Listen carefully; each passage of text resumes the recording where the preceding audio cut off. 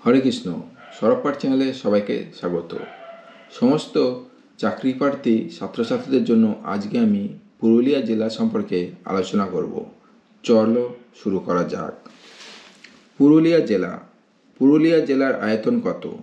6259 বর্গ কিমি। পুরুলিয়া জেলার লোকবসতির ঘনত্ব কত? 405, সবচেয়ে কম। পুরুলিয়া জেলার সীমানা উল্লেখ করো। উত্তরে ধানবাদ, দক্ষিণে মেদিনীপুর, পূর্বে বাঁকুড়া ও বর্ধমান, পশ্চিমে ঝাড়খণ্ডের হাজারিবাগ। পুরুলিয়া জেলার গ্রাম পঞ্চায়েতের সংখ্যা কটি? 170টি। পুরুলিয়া জেলার পুরসভা কয়টি ও কী কী? 3টি, যথা পুরুলিয়া, রঘুনাথপুর, ঝালদা। পুরুলিয়া জেলার মহকুমা কয়টি ও কী কী? 3টি, যথা রঘুনাথপুর, পুরুলিয়া সদর পূর্ব ও পুরুলিয়া সদর পশ্চিম। পুরুলিয়া জেলার ব্লক ও থানা সংখ্যা কয়টি?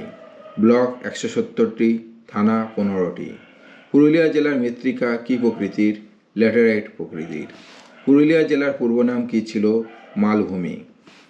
কংসাবতী বা কসাই নদীর উৎপত্তিস্থল কোথায়? ঝালদা থানা অঞ্চলে জাবর পাহাড়।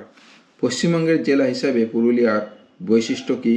সবথেকে পশ্চিমের জেলা, জনবসতি সর্বনিম্ন, শহরবাসীর সংখ্যা কম প্রভৃতি। পুরুলিয়া জেলার গুরুত্বপূর্ণ শিক্ষা প্রতিষ্ঠান কী কী? সৈনিক স্কুল এবং রামকৃষ্ণ মিশন শিক্ষা প্রতিষ্ঠান। পুরুলিয়া জেলার কোন স্থানে হাতি বাস করে? দলমা পাহাড়ের বনে। পুরুলিয়া জেলার প্রধান শিল্প কী কী? গালা শিল্প, তসর শিল্প, বিদ্যুৎ শিল্প ও ইস্পাত কারখানা। পুরুলিয়া জেলার প্রধান খনিজ সম্পদ কী কী? গ্রানাইট পাথর, ম্যাগনেটাইট, আকরিক, কয়লা, চুনাপাথর ও গালা তৈরির লাক্কা। পুরুলিয়া জেলার সর্বোচ্চ শৃঙ্গ কোনটি? অযোধ্যা পাহাড়ের গোরগাবুরু। পুরুলিয়া জেলার প্রধান নদ নদীগুলির নাম কি? দ্বারকেশ্বর, কংসাবতী, দুধভরিয়া, ঢাকা, কুমারী, দামোদর, কুবরু ও হনুমতি। পুরুলিয়া জেলায় কটি বাঁধ আছে ও নাম কি? একটি, পঞ্চায়েত বাঁধ, দামোদর নদে। পুরুলিয়া কিসের জন্য বিখ্যাত? ছৌ নাচের জন্য। কয়েকটি বিখ্যাত স্থানের নাম লেখো। পুরুলিয়া রাজবাড়ি, সাঁওতালদিঘি তাপবিদ্যুৎ কেন্দ্র, তসর কারখানার জন্য রঘুনাথপুর। পুরুলিয়ার স্থানীয় নাম কি? পুরুল্লে। কত খ্রিস্টাব্দে পুরুলিয়া জেলা গঠিত হয়? 1956 খ্রিস্টাব্দে। পুরুলিয়া কথার অর্থ কি? পাথুরে ডাঙার মধ্যে অবস্থিত গ্রাম। পুরুলিয়ার বিখ্যাত ছৌ নাচের মুখোশ কোথায় কোথায় তৈরি হয়? এই জেলার আশরা, ঝালদা ও সাতুরি প্রভৃতি অঞ্চলে বিখ্যাত ছৌ নাচের মুখোশ তৈরি হয়।